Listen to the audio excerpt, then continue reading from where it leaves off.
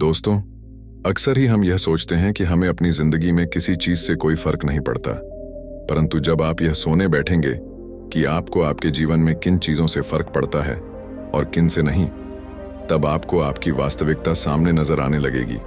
तब आपको यह पता चलेगा कि आपको आपकी जिंदगी में सभी चीजों से फर्क पड़ता है। उन चीजों से तो पड़ता ही है जो आपकी बिल्कुल पास है, और आपको उन चीजों से भी फर्क पड़ता है जो आपसे बहुत दूर है। आपने देखा होगा कि हम में से अधिकांश लोग हमेशा उन चीजों के पीछे ही भागते रहते हैं जो हमारे पास नहीं है, जो हमसे बहुत दूर है, किंतु फिर भी हम उसे पाना चाहते हैं। और जो हमारे पास है हम उसे पर ज्यादा ध्यान नहीं देते, हालांकि वह चीज हमारे पास है और उससे हमें फर्क पड़ता है, किंतु हम उसे पर ध्यान देना नहीं चाहते।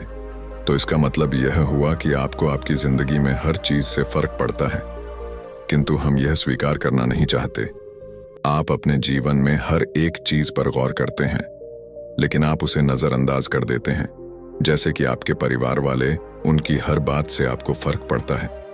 आपके मित्र, आपके सहयोगी जो के साथ काम करते हैं, उनकी बातों से, उनके रहना सहन से आपको फर्क पड़ता है। आपको आपका पड़ोसी क्या कर रहा है, वह आपसे क्या कहना चाहता है, या वह आपकी कौन सी चीजों पर नजर गड़ाई बैठा है, इन बातों से भी आपको फर्क पड़ता है।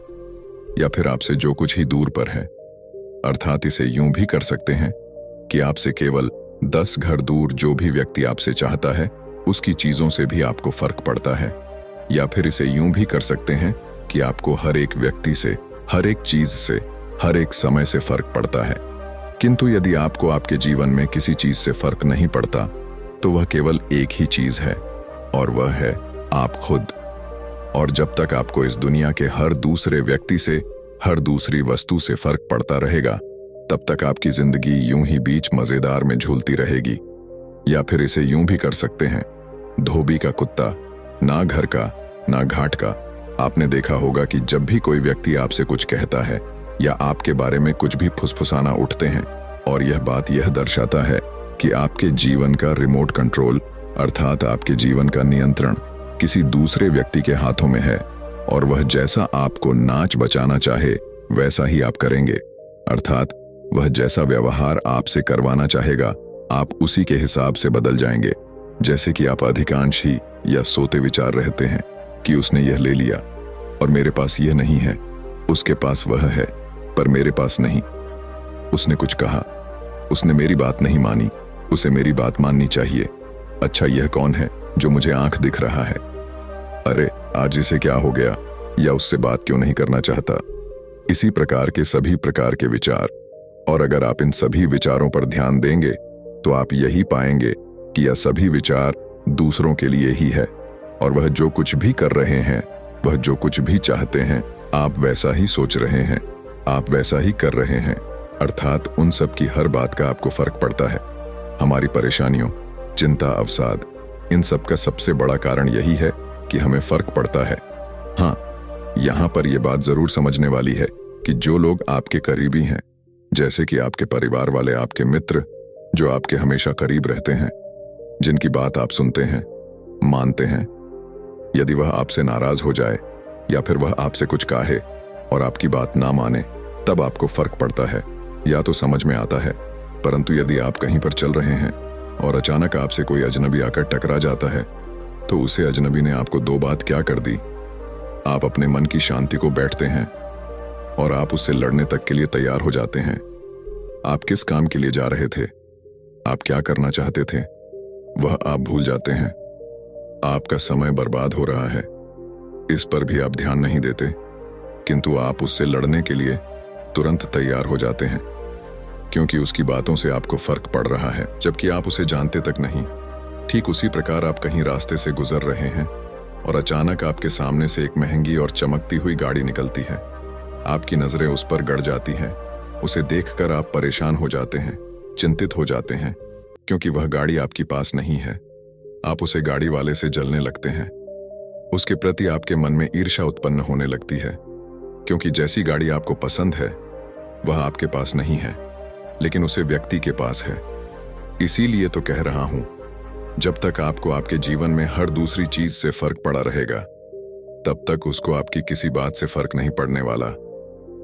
मैं जानता हूं जब आप ये सोच रहे होंगे कि भला वह कौन है। चलिए इस एक कहानी के माध्यम से समझते हैं। एक छोटे से नगर में एक युवक रहता था जो बहुत ही सीधा साधा था। वह दिल का बहुत साफ था, किंतु यदि आज के जीवन में देखेंगे तो सीधा साधारण होने का मतलब है कि वह व्यक्ति बेवकूफ है। परंतु जो व्यक्ति सीधा दिखाई देता है वह बेवकूफ नहीं होता। वह आपसे बहुत ज्यादा समझदार होता है, जिसमें वह समझ है जो आप में कभी आ ही नहीं सकती। एक युवक जो बहुत ही सीधा और सच्चा था। सीधा और सच्चा होने के कारण उसे बहुत कुछ सहना भी पड़ता था, क्योंकि उसे हर किसी की बातों से फर्क पड़ता था। उसे लोगों की फालतू बातों में कोई दिलचस्पी नहीं थी, परंतु हमेशा यह कोशिश करता रहता था कि उसकी वजह से कभी किसी को कोई दुख ना हो, कोई तकलीफ ना पहुंचे। वह गलती से भी कभी किसी को हानि ना पहुंचा दे, उससे कोई नाराज ना हो। उसके लिए भले ही वह अपने आप को तकलीफ पहुंचाने के लिए तैयार था, भले ही उसे अपना सब कुछ खोना ही क्यों ना पड़ जाए, किंतु वह अपने परिवार को हमेशा खुश रखना चाहता था। चाहे उसे कोई भी दुख मिले, पर उसका परिवार खुश रहना चाहिए। वह हमेशा केवल इसी प्रयास में लगा रहता था, परंतु उसके लाख प्रयास करने के बाद भी वह किसी को पूरी तरह से संतुष्ट नहीं कर पाता था। आसपास के लोगों को और यहां तक कि उसके परिवार वालों को भी ऐसा लगता था कि यह तो पागल है, यह तो बेवकूफ है, इसे कुछ पता ही नहीं, इसे तो कुछ भी समझ नहीं आता। धीरे धीरे यूं ही समय बीतने लगा और अब तो उसके परिवार वाले भी उसे अच्छी तरह समझते नहीं थे, यहां तक कि वह उसकी इज्जत भी नहीं करते थे। अब तो बात यहां पर आज पहुंची थी कि उसकी बातों से किसी को कोई फर्क नहीं पड़ता था, परंतु वह तो सीधा साधा था, मन का साफ था, जिस कारण उसे हर किसी की बातों से बहुत तकलीफ होती थी, हर किसी की बातों से बहुत फर्क पड़ता था। एक दिन उसके परिवार में कुछ ऐसा ही हुआ जिसके कारण उसके परिवार के सभी सदस्य एक दूसरे के खिलाफ हो गए। मानव वे सभी एक दूसरे के दुश्मन से बन बैठे थे और वह यह सब देख नहीं पा रहा था।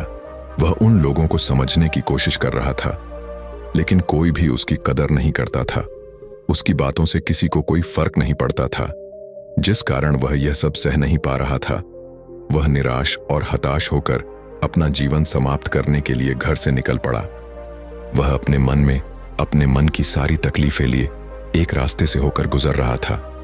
तभी उसके कानों में कुछ अपशब्द सुने पड़े। उसने मुड़कर देखा तो एक बैग में कुछ लोग एक सन्यासी को अपशब्द कर रहे थे, किंतु वह सन्यासी मस्त होकर हंस रहा था, वह मुस्कुरा रहा था। यह देखकर वह व्यक्ति बहुत अचंभित हुआ।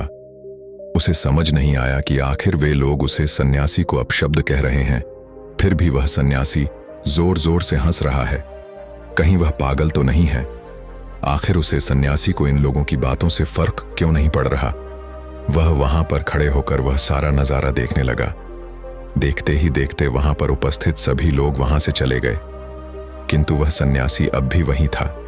यह देखकर वह व्यक्ति उन सन्यासी के पास जा पहुंचा और कहा, हे गुरुवर, वे लोग आपको इतना भला बुरा कह रहे थे, फिर भी आपको उनकी बातों का तनिक भी बुरा नहीं लगा। क्या आपको उनकी बातों से कोई फर्क नहीं पड़ा? आपके पास तो उनसे कहीं ज्यादा ज्ञान है, आपने उनकी बातों का जवाब क्यों नहीं दिया? इस पर वह सन्यासी मुस्कुराते हुए उसे युवक से कहता है, बेटा, कौन भला बुरा कह रहा है? इस पर वह युवक जवाब देते हुए कहता है, हे गुरुवर, वह सभी गांव वाले जो अभी अभी आपको अपशब्द कह रहे थे, मैंने अपनी आंखों से देखा है और अपने कान से सुना है। इस पर वह सन्यासी उसे युवक से कहते हैं, बेटा, अपशब्द तो वह कह रहे हैं, मैं नहीं तो मुझे क्यों फर्क पड़ेगा? फर्क तो उन्हें पड़ना चाहिए, क्योंकि उन्होंने जो कर्म किए हैं उनका फल उन्हें मिलेगा और मैंने जो कर्म किए हैं उनका फल मुझे मिलेगा, तो मुझे किस बात से फर्क पड़ना चाहिए?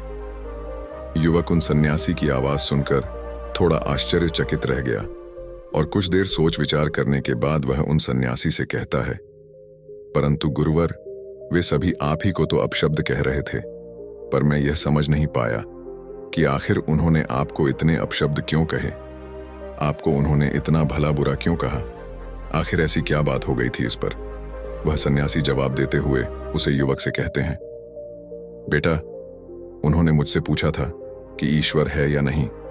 उन सन्यासी के मुख से यह सुनकर वह युवक तुरंत ही उन सन्यासी से प्रश्न पूछते हुए कहता है, तब आपने उन्हें क्या जवाब दिया इस पर? वह सन्यासी उसे युवक को जवाब देते हुए कहते हैं, मैं तो उन्हें सत्य ही कहा। मैंने कहा, जिस ईश्वर को तुम जानते हो वैसा कोई ईश्वर नहीं है, और जिसे तुम नहीं जानते वही ईश्वर है और वही सत्य है। मैंने जैसे ही उनसे इतना कहा, वह सभी नाराज हो गए, वह सभी क्रोधित हो गए और अपने आप को दंड देने लगे। बड़े ही नासमझ लोग हैं। जो मैंने कहा उसके लिए वह अपने आप को दंड दे रहे थे। युवक उन सन्यासी की बात समझ नहीं पाया। वह थोड़ा अचरज में एक बार फिर उन गुरुवर चेक करता है। किंतु है गुरुवर हुआ तो आपको भला बुरा कह रहे थे, तो फिर उन्होंने खुद को दंड कहां दिया? इस पर वह उस युवक से कहते हैं, बेटा, हम जो भी कहते हैं, अगर हम अच्छा कहते हैं तो हम भीतर से परमात्मा से भर जाते हैं, और अगर हम बुरा कहते हैं तो हम भीतर से शैतान से बढ़ जाते हैं। और जो व्यक्ति शैतान से भर जाता है उसके साथ भला अच्छा कैसे हो सकता है? इस पर वह युवक एक बार फिर उन गुरुवर से प्रश्न करते हुए कहता है, परंतु है गुरुवर, उन्होंने आपको इतना कुछ कहा, आपको इतनी सारे अपशब्द कहे क्या? आपको उनकी बातों का तनिक भी बुरा नहीं लगा? भला यह कैसे संभव है?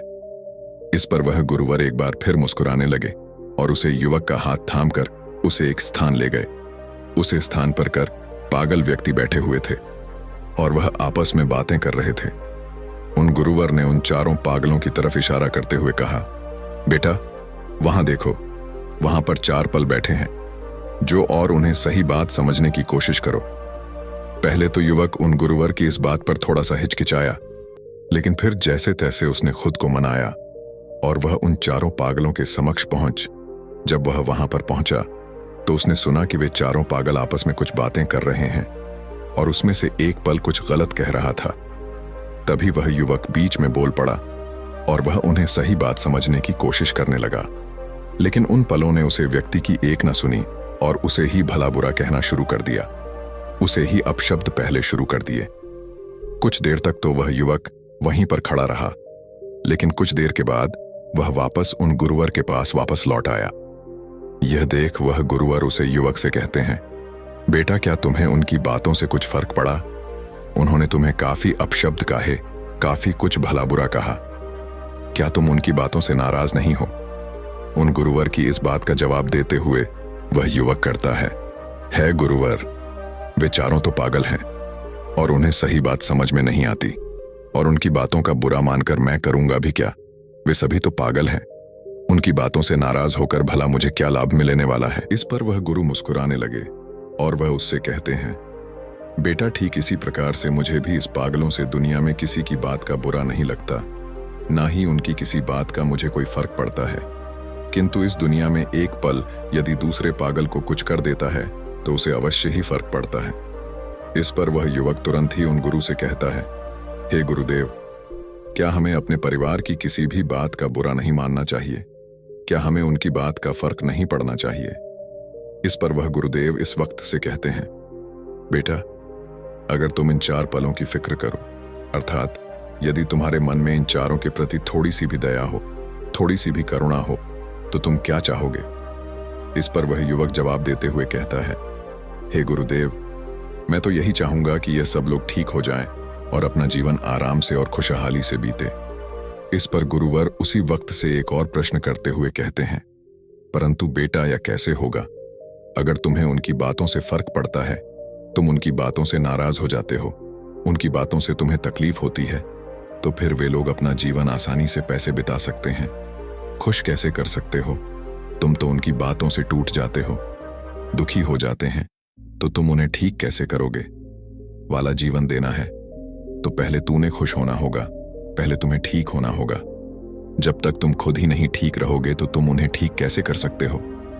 आगे वह गुरुवर इस वक्त से कहते हैं, बेटा, अभी कुछ देर पहले जो काम वाले मुझे अपशब्द कह रहे थे, मुझे भला बुरा कह रहे थे, यदि मैं उनके प्रश्न का उत्तर देने लागूं, यदि मैं भी उनकी तरह लड़ने लग जाऊं, तो मैं उन्हें क्या समझा?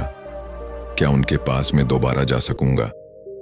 यदि मैं उनकी बातों को अपना अपमान समझो और उनकी बातों से दुखी हो जाऊं और मान सम्मान और अपमान जैसी बातों को सोने बैठ जाऊं, तो क्या कभी मैं उनके लिए कुछ अच्छा कर पाऊंगा? नहीं, बल्कि मैं केवल यह सब सहकर दुखी भी होता रह जाऊंगा और कभी भी इन चीजों से बाहर नहीं निकल पाऊंगा और मन ही मन मैं उनका बुरा भी चाहने लगूंगा। ऐसी अवस्था में मैं उनका भला कैसे कर सकता हूं?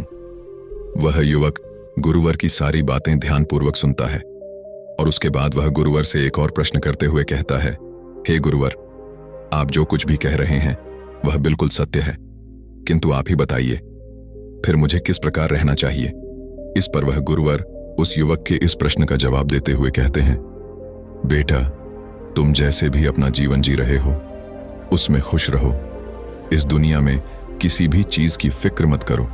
किसी की बातों का तुम पर कोई फर्क नहीं पड़ना चाहिए, क्योंकि तुम बेफिक्र होकर भी सबक अच्छी तरह से ध्यान रख सकते हो, उनका भला कर सकते हैं, चीजों को सुधार सकते हो, हालातों को पहले से बेहतर कर सकते हैं। किंतु यदि तुम खुद ही बातों में बिखरे बड़े हो तो तुम भला खुद को कैसे समेटोगे? तुम भला उनका भला कैसे कर सकते हो? यदि तुम खुद ही रोक रहे हो तो तुम उन्हें कैसे हंसा सकते हो? इतना कहकर वह गुरुवर शांत हो गए और उस युवक को भी अपनी गलती का एहसास हो चुका था। उसे उन गुरुवर की सभी बातें अच्छी तरह से समझ में आ चुकी थीं, इसीलिए उसने अपना इरादा बदला और वह वापस घर लौट गया। अब से वह हमेशा बेसिक रहने लगा था। अब से वह किसी की बातों पर ध्यान नहीं देता था। उसे किसी की बातों का कोई फर्क नहीं पड़ता था। वह तो हमेशा मस्त मौला होकर रहता और देखते ही देखते उसने अपने परिवार में होने वाले कलह क्लेश को भी धीरे धीरे पूरी तरह से खत्म कर दिया था। पर दोस्तों, याद रखिएगा, जो व्यक्ति बेफिक्र दिखाई देता है लोग से पसंद नहीं करते। लोगों को वही पसंद आते हैं जो फिक्र करते हैं, जिन पर उनकी बातों का असर होता है। जैसे 4 पल एक समझदार व्यक्ति को पसंद नहीं कर पाते और 4 समझदार व्यक्ति एक पल को पसंद नहीं कर पाते। अब यहां पर या तो पागल व्यक्ति समझदार को पागल बना देंगे या समझदार व्यक्ति पागल को समझदार बना देंगे।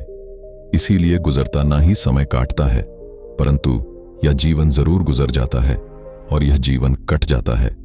इसीलिए यदि आप खुश रहना चाहते हैं और आप चाहते हैं कि आपको किसी की बातों का कोई फर्क ना पड़े, तो सबसे पहले आपको खुद की परवाह करनी चाहिए, खुद को बेफिक्र बनाना चाहिए। क्योंकि यदि जब तक आप ही खुश नहीं होंगे, आप अपने परिवार को कैसे खुश रख सकते हैं? जब तक आप ही होते रहेंगे, आप किसी दूसरे के चेहरे पर मुस्कान कैसे ला सकते हैं? इसीलिए यदि आपको किसी को खुश करना है, किसी का जीवन संवारना है, तो पहले अपने ऊपर ध्यान दीजिए। वैसे उम्मीद है कि आपने आज की इस वीडियो से जरूर कुछ ना कुछ सीखा होगा और साथ ही मुझे उम्मीद है कि आपको आज की यह वीडियो भी पसंद आई होगी। तो इस वीडियो को लाइक और अपने दोस्तों के साथ शेयर भी जरूर कीजिएगा। तब तक हम मिलते हैं अगले दिन एक नए वीडियो के साथ। धन्यवाद।